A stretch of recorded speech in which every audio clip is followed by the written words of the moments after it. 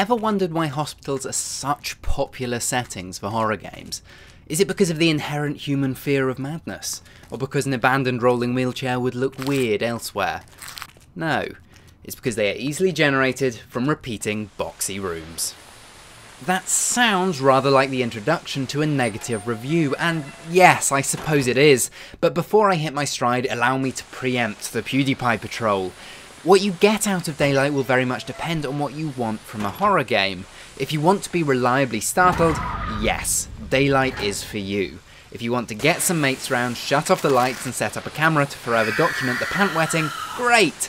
That is why Daylight exists. And I know that's why Daylight exists because the savvy folk at Zombie Studios have hardwired Twitch functionality into the game.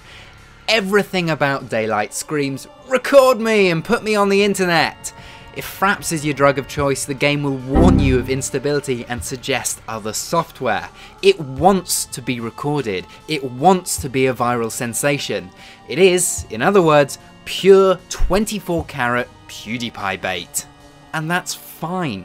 It does its job well, and I fully expect it to sell well. But I am not PewDiePie. I am Angus Morrison, and I am a finicky son of a bitch.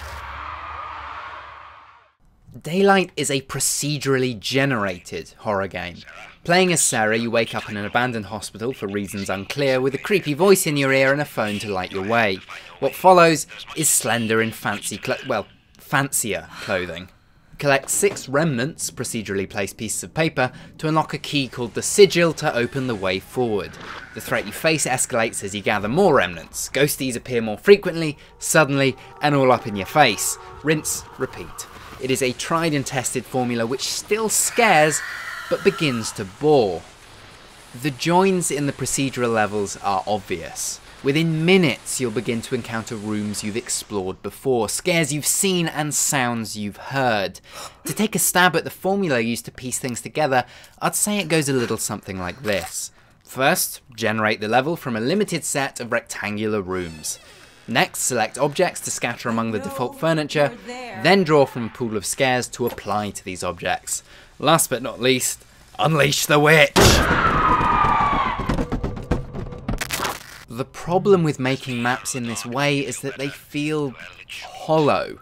A good horror game is carefully crafted. It knows when to build tension, when to hold back, when to throw in the jump scares, and when to hunt you down.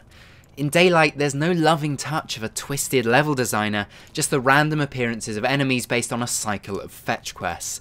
You finish each level for the game to go, now do the exact same thing, but we've painted the walls like a sewer. When I was scared, I felt faintly annoyed because Daylight didn't outwit me. It startled me with brute force. The procedural problem also presents challenges from a mechanical perspective. Although Zombie claim random generation leads to infinite adventures, your aim is the same each time. The varying pieces of paper are just placeholders for any time-intensive task. There's no real reason to gather these scraps, it's simply the job you're given.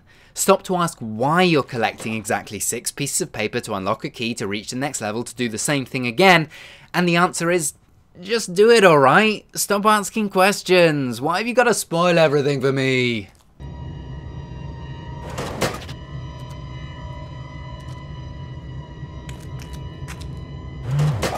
I see it. They've revealed the sigil. Reclaim it and bring it to the gateway.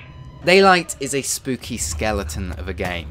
It is scary, I would be lying to deny that, but it is not smart. It falls back on the oldest tricks in the book as you traipse around repetitious levels which lack substance. Later levels open up a little, but the building blocks are all too obvious. The horror connoisseur will find Daylight soulless.